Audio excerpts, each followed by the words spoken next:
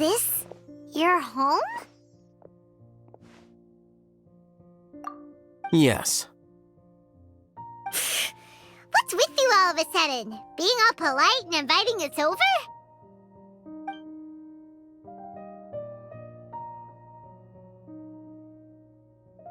Ah, you're back. Quick, come help me see if this painting's all straightened. Huh? Who are they? Stop making a fuss. They're obviously guests. You're not from the academia, are you? I'm unsure she's seen you before. You're that person from that time in that one place! Wait, what? How do you know me? Oh no, do people know that I live here? What? You're embarrassed only now of all times? Oh, you guys are roommates! Yes, we are, but keep that to yourselves. Please, don't tell anyone else. I keep a few books on collectives and the subconscious here at home. I'll get them. You all chat in the meantime. Hey! Hey! You're leaving just like that? What's the deal, Alhaitham?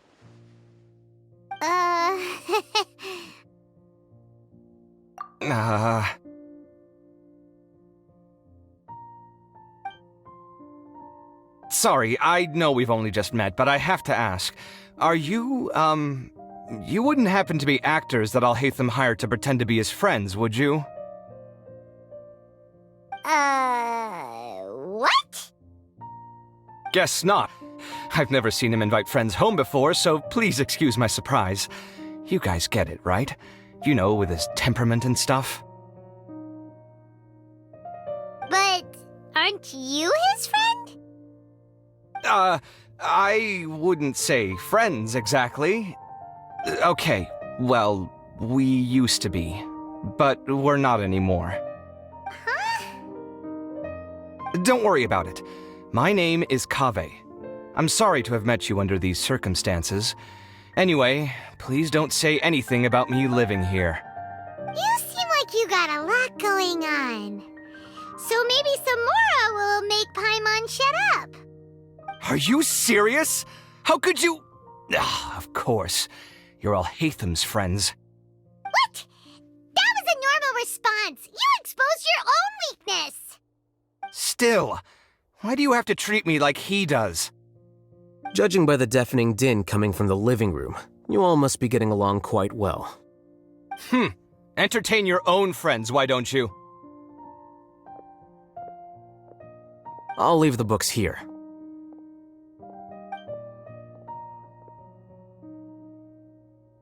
Paimon's dizzy from reading. This is way too complicated. Why don't we just ask questions instead? Paimon wants to know, how did you know about the collective consciousness's weakness? A year ago, Siraj presented his thesis to the Grand Sage, who offhandedly asked for my opinion.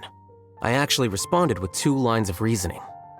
The first, as I've already said, was that his research was on human evolution, a subject prohibited by the academia. The second was that I thought the direction of his research was too extreme, but his approach too conservative. Wait, that's too conservative? He built such a large lab, gathered all those people, and even tried to get rid of you! One way to stabilize a collective consciousness is to remove the test subject's humanity altogether.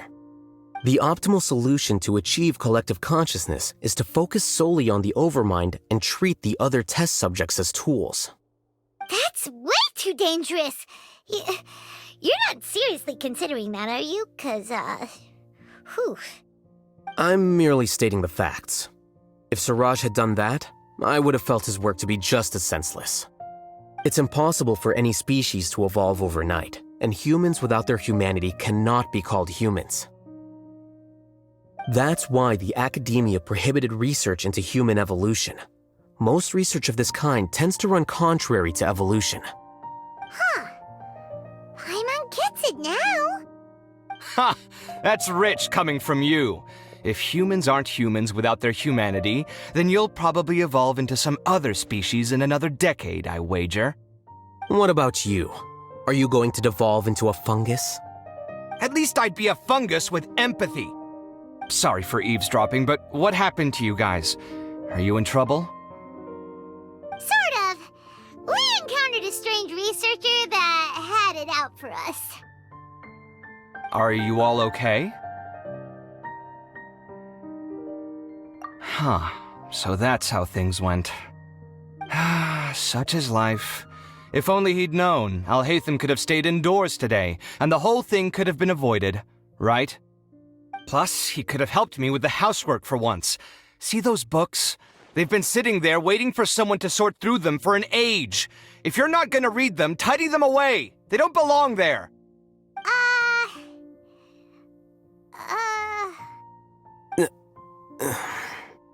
Can you feel the awkwardness in the air? I hope you're aware of your lack of conversational skills. Oh, so the pot's calling the kettle black, is he? Well, having said all that, are you okay? I'm doing quite well. Much better than that painting you're trying to hang on the wall. You don't understand anything. Stop criticizing my taste in decoration.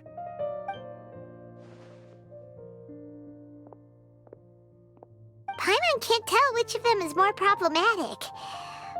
Let's just get this over with and leave. You whisper very loudly. Yeah, Paimon's been told that.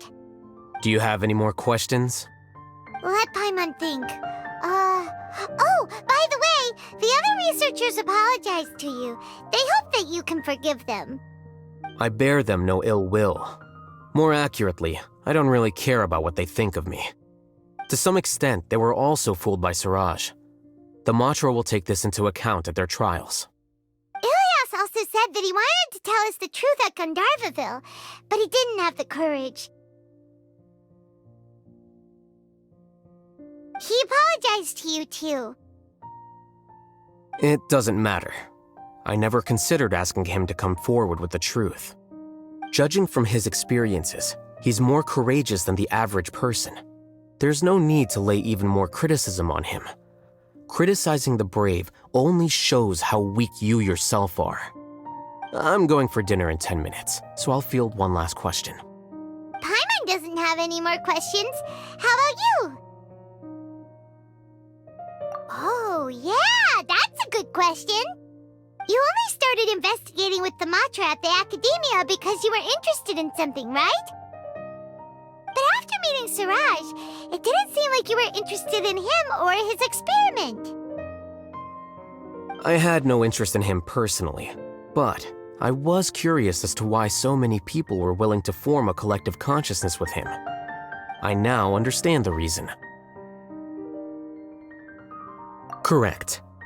The fall of the sages and the shutdown of the Akasha terminals deeply affected the Academia. The fact that Siraj's project attracted so much interest despite not being approved speaks to the lack of research projects as of late. As the acting Grand Sage, I'll have to figure something out.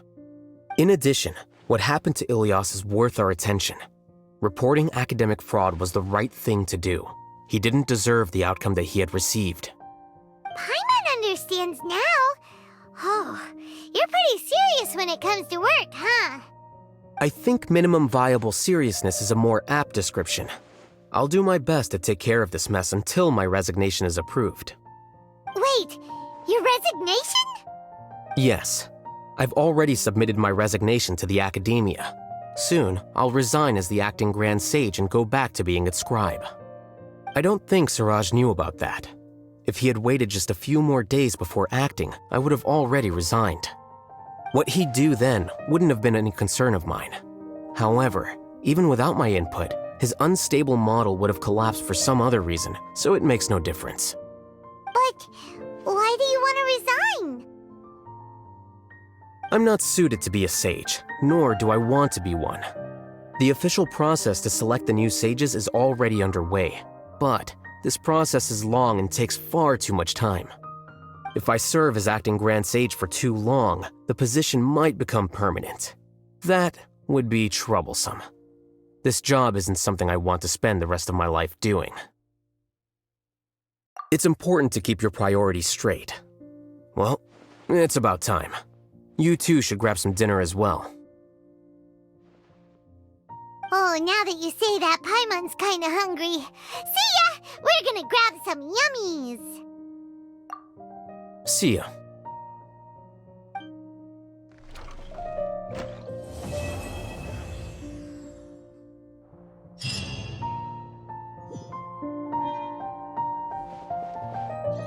The name Siraj doesn't ring a bell. Was he in your class? He isn't someone who would leave an impression, so it's expected that you don't remember him. I've always had a hard time appreciating the way that the academia pressures people by labeling them as geniuses. But even so, the academia can't be left to you. Or perhaps I should say that I'm delighted to see that you have a base amount of self-awareness. If the people in the academia haven't gone mad, they'd know that I'm much more suited to be a sage than you. And I suppose they'd let everyone know that your career as a sage will be as shaky as that painting. Again, that's mighty rich coming from someone about to resign. In a few days, you'll be managing files again. You'll be back at rock bottom. But my salary will likely stay the same. Wait, what? How come? Why do you get special treatment? At least I don't have to be an architectural designer who works himself to death just to get a smile from his client. You...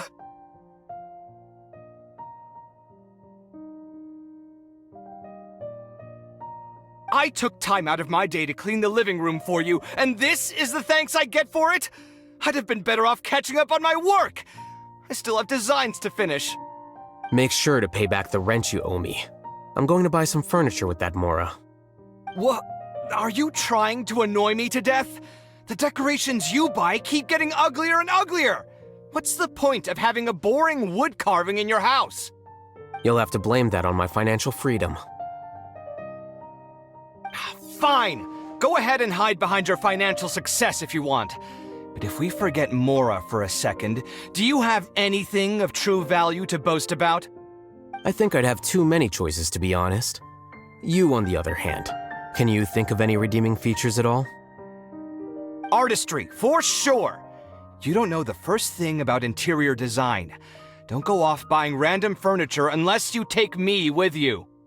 So I'll have to bring you along and then buy you drinks? Of course. But why would I do that? It would just be another form of a loan, and you'd have to pay me back eventually. Can't you just be nice and not ask for the Mora back? Pretending that you're not in debt is as ridiculous as pretending you're not living in someone else's home. Word will get out sooner or later. Speaking of which, your friends won't say anything, right? Tell them to keep all this a secret. There's no need to hide it so carefully. I think the truth's already out. You're such a lightweight that a few drinks at the tavern had you spilling all your beans. What? No, it can't be.